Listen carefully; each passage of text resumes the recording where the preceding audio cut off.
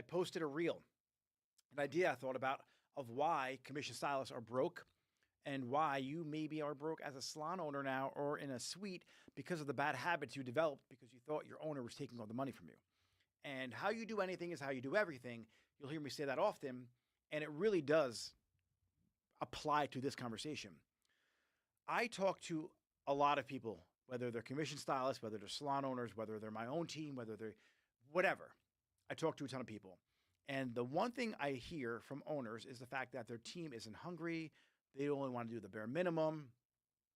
And then their team leaves to open up a suite. And this person who thought that they didn't want to work hard because the owner of the salon was taking 50% or 60% commission. They were charging them a percentage. They're like, I'm not going to work hard to make somebody else money. Guess what that person does? You begin to develop bad habits that you then take into your suite with you. And when you have to really execute and grow a brand and grow a business, you don't have the fundamental skills to do that because you spent the last 5 years complaining about your owner and not doing the right things to grow your brand and your business. What I said in this reel was you should want to make as much money for your salon as possible. Try and be an asset to your salon. If you guys who are in a commission salon can generate the most amount of revenue out of any stylist in your salon, guess what that enables you to do? It enables you to negotiate your commission. And I know there's all these different other coaches out there who try and teach people that you should only be at 40% or 42%. And at a certain degree, you can't give a higher percentage than 48% because of the payroll tax and the color and all of that stuff. But if you're structured properly as an owner and you have a heavy hitter in your salon, you have that person hitting $4,000, $5,000, $6,000 a week, you can transfer them to be an independent stylist. And then you could not worry about the payroll tax, pay them a higher commission, and have the what's next for them. You could do something like parts and labor. But let's figure out the mindset of a commission stylist who now becomes a suite renter or a suite owner. And let's figure out what bad habits you accumulated over the last 4 years thinking about your owner and thinking about how they're making all the money off of you. And then once you realize that they're not making all the money off of you, once you realize that they have a lot of bills to pay, when you're in a suite and you're like, oh my God, where's all my money? I thought my owner was taking off from me. No, the government takes it from you. The brands take it from you for buying color. The distributors, when you got to replenish your retail stock. There's a lot of things that cost money. And so when you think you go into a suite and you keep all the money, or you think you go into a chair rental business and you get a chance to keep all that money, or you go open up your own salon and you realize, holy shit, there's a lot of expenses here. You don't have the ability to bring in new clientele because you were dependent on your owner bringing new clientele, and you never wanted to put the extra work in to attract new clients because you didn't want to split it with them. And do you know who else this also affects? It also affects people who have partners. And you don't want to go the extra mile for your business because you're splitting it with a partner and you don't want to do all this work for your partner to reap the benefits. Well, let me tell you something. That's going to damage your business. If you don't think your partner's putting in the effort or putting in the work, have that conversation with them. If you're a commission stylist and you don't think your owner is living up to their end of the bargain, have that conversation with them. Put the work in on learning how to have crucial conversations so then you can now have this conversation and negotiate your higher commission. You can negotiate other aspects of your business structure so it's a win-win for you and a win-win for them. So I'm going to open the floor up to any kind of conversations or any chat or any questions you have for the chat because James is eating and very distracting right now. I don't know why he wanted to eat during the show, but that's a loud-ass bag you have, James. Is there any comments right now, James, in the chat? Any questions? All right, cool. Guys, if you're a commission stylist and you have a question about is your owner doing things the right way or doing things the wrong way, drop it in the comments. James is going to read the question to me. But I'm going to go back and talk about how you do anything and is how you do everything. So you'll hear this quote a lot.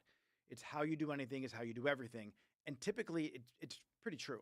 If your car's a mess, I'm willing to bet that your finances are a mess. I'm willing to bet that you're just messy. Everything you do is a reflection of how you do other things. So if you have a messy car, you're probably messy in the salon. If your room's a mess, your life's probably a mess. Like, you look at the most detailed person in the world. People who pay attention to details and they make sure all their ducks in a row, they cross all their T's and dot their I's. Typically, they have a lot of success in a lot of areas of their life because they pay attention to the small details. And I'm not saying major and minor things. Like, there's people out there who just get inundated with being a perfectionist. I'm not saying be a perfectionist because really a perfectionist is just another word for procrastinator. That's all that means. Like, when I talk to people and they're like, "Oh, I'm a perfectionist. That's why I'm not doing it yet. I'm trying to make it perfect." No, you're a procrastinator. You're not a perfectionist. So for you in the salon, and if you want to open your own salon, but you're waiting for the perfect opportunity, you're just procrastinating. That's probably why you didn't do it yet. You're scared. Address the real problem. And if you are the type of commission stylist out there who's like, "I'm not going to put the extra work in for my salon because my owner's just going to take half that money anyway," when you finally open up your own salon, you're not going to have the skills needed to actually attract the clientele. You're going to open up the salon or open up the suite and be like, "All right, now what do I do?" Whereas if you were a team player and you worked with your salon owner and you figured out better strategies to attract more clients, you figured out how to really master a Google business, you figured out how to master Instagram, you would have an influx of clientele that you could take that skill set anywhere you want in the world. I 100%, without a doubt, can go anywhere in the world and build a clientele doing hair, without a doubt in my mind. But I remember having the mindset at a certain point in my life when I worked for a salon, and I was sitting there like, "Oh, if I make this much money, they're taking this much commission." So do you know what I thought about then? I didn't think like, I'm not going to work harder. I'm going to work double as hard so then I can make the amount of money that I want to make. Not I'm going to work half as hard so my owner doesn't make more money off me. That thought never crossed my mind. We also had a sliding tier structure. So for owners out there, you have to make sure you give an incentive for people to work hard. Like, don't just stop at 40% or 45. Like, give them the opportunity to make upwards of 50 or 60, but it doesn't work with your current structure. So redo the structure so it does work. They have a what's next to take that next part of their career to. And if you guys just think a little bit more outside the box, you're going to be able to create these cool structures where you support your commission stylist and they really are part of the team. It's very discouraging when I talk to owners and they tell me that they can't find anyone who wants to work hard. And I guess I have, some stylists on my team that they don't really want to go the extra mile. I give them the opportunity to. Like, they have every opportunity to make that 70% commission, but some of them are happy where they're at. I make sure I identify what their vision is, what they want out of this career, what they want out of life. And then I position my salon to be the business that could help support them in order to get those goals or make that vision possible. And if you're not doing that with your team, that's part of the reason why you don't have the financial success that you want. You build the team and the team builds the business. And this goes for stylists too. You have to build the team. Like, if you have a new owner and they don't have the skills, work with them. They're paying for the rent, they're paying for the lights, they're paying for the water bill, they're paying for everything. And it's a lot for the new owners out there to take on the role of leader. And so if you're an experienced stylist and you're in a salon and you have a great thing going on, if that salon fails, you have to start all over again somewhere else. So support that owner. Send them my content. Find good ideas for them that work for the whole team, work for them and work for the owner. So really change the way you're looking at this role of a commission stylist. And you really have to understand that you are part of the team. The main objective for the owner is to get everybody in the same boat, rowing in the same direction. And if you can't do that, you have to learn those skills. Those are leadership skills. So if any of you guys are struggling with that, DM me the word leader, and I'll send you a couple downloads that you can take for free to help build some leadership acumen, so you know exactly where you're at on the scale of being a leader. There's 5 Loves of Leadership. It's a book by John Maxwell. Get the book, read it. It will help you out immensely. But if you're struggling with leadership and you're struggling with trying to get your team organized to get them in the same boat, rowing in the same direction, DM me the word leader, and I'll help you out with that. James, Anyone pop off for questions yet? Well, Lee Marie, salon coach, who was on the show yesterday, she's in the chat. Hi, Lee. Hey, Lee. Salon owners need to have the conversation of what's expected. If you expect nothing, you get nothing. This will also let stylists have skin in the game so they feel like it's theirs. Yeah. Guys, it's when you are an owner of a salon, there is a servant leadership that you have to accept. You have to understand that it's very thankless. Like, no one's going to be appreciative of you. And you have to give all the credit to your team. This is a leadership, honestly. This is a leadership role anywhere, not just salons, but it sucks. Like, it's very lonely. It's it's hard. It's very hard at times, and it's unforgiving. Like, if you make a mistake, you pay the price of it. It's not just like you messed up someone's toner formulation and now they're too warm or too cool and you have to clarify them. If you make the wrong decision, it could cost you thousands of dollars in either taxes or thousands of dollars of inventory sitting on the shelf. It's just these mistakes that you make, it's amplified. So you're better off learning these mistakes as you come up through the ranks as a commission stylist to see what worked and what didn't work. And have the conversations with your owner. If he's not doing one-on-ones or she's not doing one-on-ones with you, ask for them. Hey, I want to talk to you. Hey, can we have a conversation? It's not bad. I just want to know what I can do better in the salon. I want to know how we can help the salon grow together as a team. I want to know how I can make more money. And so if your team's not doing that for you, it's up to you to do that for your team. And when you get a stylist, and you guys are going to experience this, and owners out there, you can comment. You have this stylist, she came to you from school, you built her up, and you fed them clients, you ran ads for them. Now they're booking $5,000 a week, and they forget who helped them get there. And they go off on their own. It's going to happen. And this is the one piece of advice I can give you when you start building a team and you start regretting or you start second guessing, I'm not going to do that again. You have to build your team so good that they can go anywhere and work. But you have to treat them so good that they stay. And so you can't stop everybody from leaving. Like, I have had people leave my salon before. I had people had a fire before. Leslie, who was on this show, who we just did a couple weeks ago, she's a stylist who came to me and we helped build her up. And she got really proficient at Instagram and taking pictures. And then she wanted to open her own salon. It's not going to stop me from doing that again. That was her journey. That was her path. I served the purpose in her journey. And so I treated her so good that she would stay, but it wasn't enough for her. And that's okay. I can't take that personal. We still have a friendship today. She was on this podcast a couple weeks ago. I'm not bitter about it. I'm happy for her. And so it's just a testament to how I treat people that she feels comfortable coming back here at a salon to visit, here to hop on this podcast. She asked me questions through text or through DMs or whatever. Tatiana is the one who opened a salon with her, and she still messages me. She still stops in here. Like, there's very few people in my career that I don't talk to anymore, or that we burnt a bridge or we had a falling out. I could count them on one hand. And I can tell you right now, in all honesty, it wasn't my fault.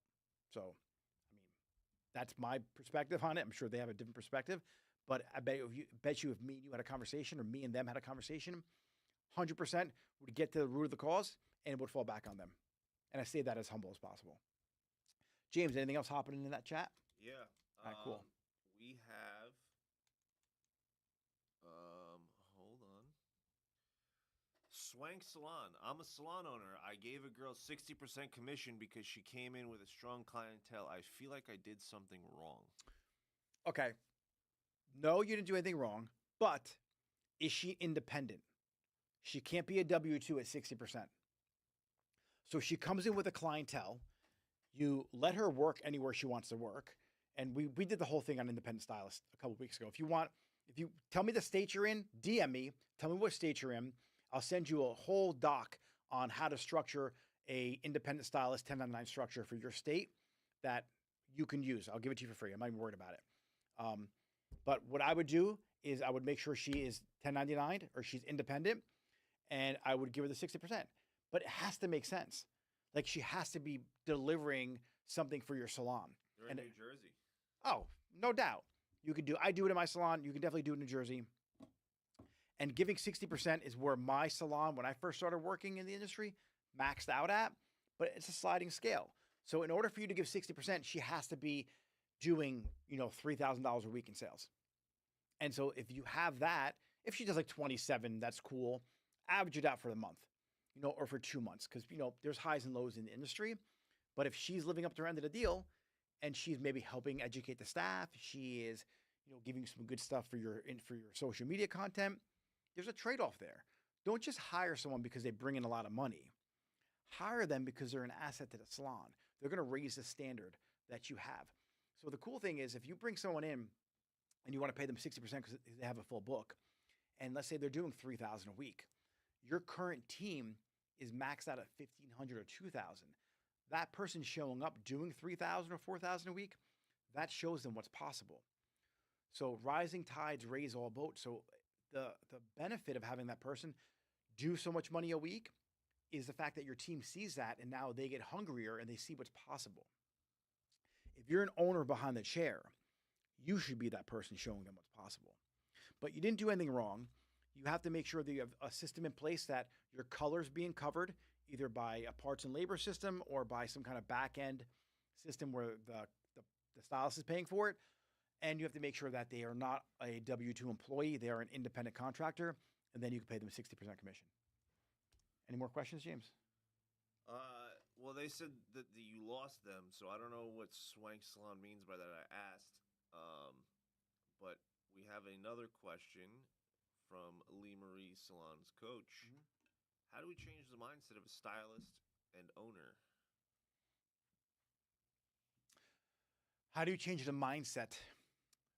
By showing them what's possible, by showing them and showing them what it's like to have a relationship like you have with your staff. Mindset, you really fix mindset. It's a belief structure. So when it comes to a mindset, it's tied to two different things. You have a negative belief and you have a limited belief. And typically those beliefs are what form your mindsets. So we have to go back in time into the chapters of our life that particular belief system was created. So a lot of times it goes back to domestication.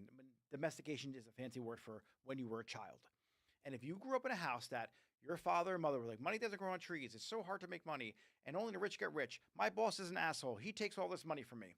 If you have that mindset and that was instilled at an early age, you're going to probably take that into adult life. So you're going to think about your bosses the same way that your father and mother spoke about how dumb their bosses were and how they used to take all the money from them. And that's a mindset shift. You have to go back and is that true? Do all bosses not care about you? What's the role of a boss? Are they there to support you? And then you have to ask yourself, is this thing true? What do I believe that makes it true that really isn't true? And is that true for everybody? And so what I want you guys to ask yourself is whatever you're believing about yourself or about the thing that you're not achieving because you're a negative belief around it, like, is it true? Is there anyone in the history of the world that was a great boss? Yeah, sure there was, right? So what needs to be true about the way I am as a boss so I can project that to my team? And so a lot of times it's like, is this thing true or not? And then what needs to be true about this particular situation in order for me to believe that my boss isn't a jerk off or they're not just here to make money. And then that's the mindset you have to cultivate. You have to go back and change the beliefs. And then after you change the beliefs, then you can start rewriting your new beliefs and that will start changing your mindset. One of the surefire ways to change your mindset though is you have to change your state. So if you're sitting and you're like, slouch back like this, and you're like, oh, my boss is such a dick, and you say to yourself, he really cares about me, and you're not in like an energetic state, you're not going to be passionate about that new belief system.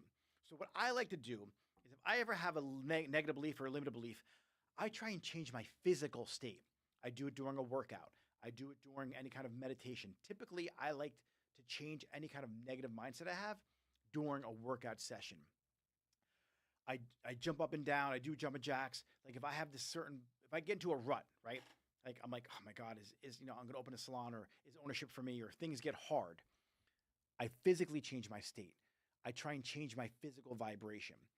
I've never left a workout and felt like shit. So that's a great place to start. I've So, seen him do burpees before a show. oh yeah, I'll drop down and do burpees before my show if I'm not in the right mindset. Like me and my wife get into an argument or something. I'll make sure I do a walk around the building. I'll get my heart rate up and I feel good. I'll drop down, do 100 burpees real quick before I show so I feel good. Now, what I do is I get my physical state to be feeling good, right? For a workout or a walk. Then I start going through the mindset or the belief that I have in my head and I start questioning it.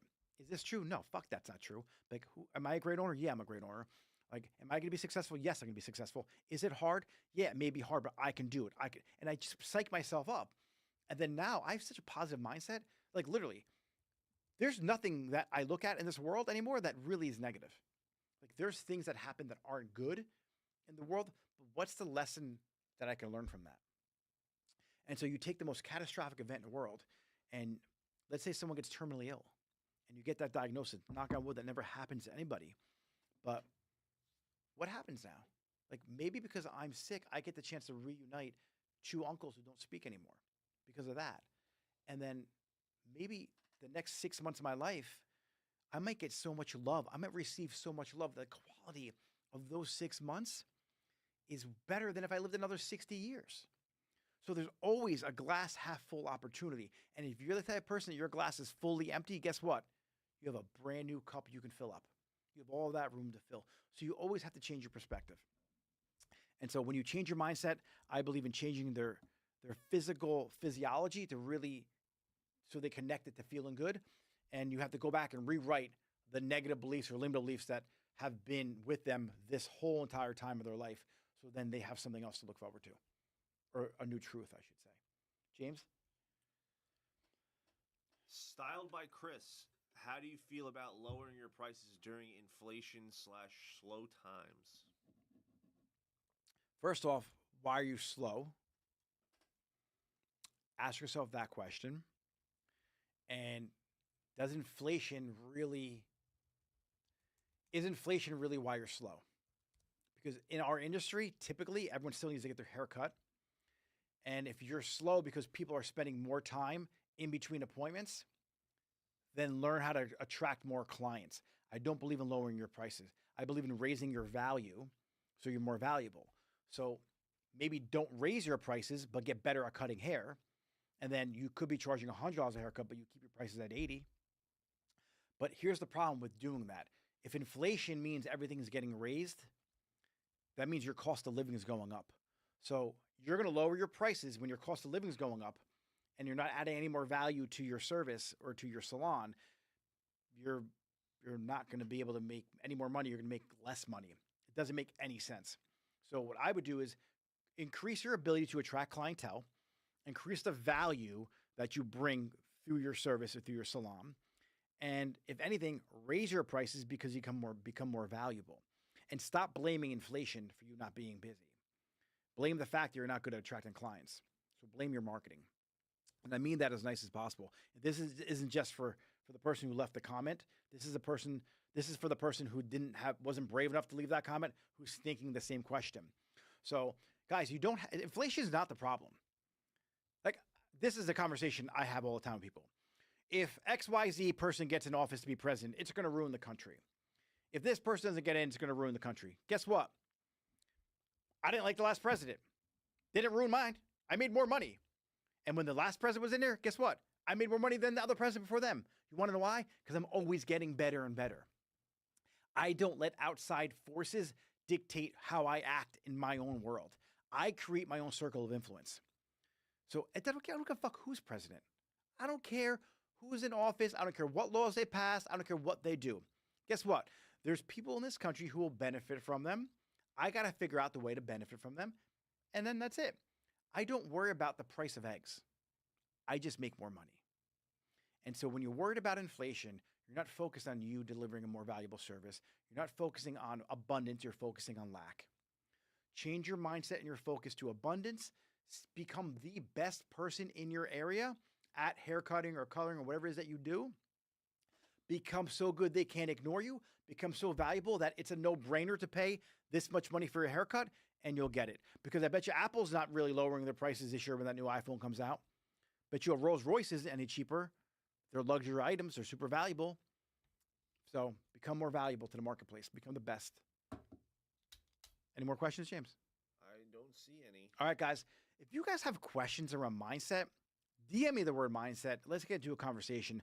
There's no reason why I would want to give power to an outside force like the economy, like inflation, like a president to control my ability to make an income. That's ludicrous to me. Nobody controls my ability to make money except for me. That's it. Not the state board, not the IRS, not the government. And this is another conversation. It goes on to what we're talking about today. Like people don't make more money because they're afraid to pay more in taxes. That's insanity. That's like the whole thing going back to a commission stylist not wanting to make more money because a salon owner is going to make more money. It's ridiculous. If you think like that, stop. It's silly. Like you'll never ever get to that next level of thinking like that. It's a place of lack, not a place of abundance. Only think in abundance and your life will be abundant. All right, guys. So today we're going to cut the call short or cut the live short. If you guys have any more questions, I'll give you 3 seconds to drop a question in the comments. If not, make sure you click subscribe if you're watching this on YouTube. If you're on Instagram, go to my YouTube channel, watch it there, and DM me the word leadership for more information on leadership like we spoke about in the beginning of the conversation. And I will see you guys tomorrow, Friday, and adios.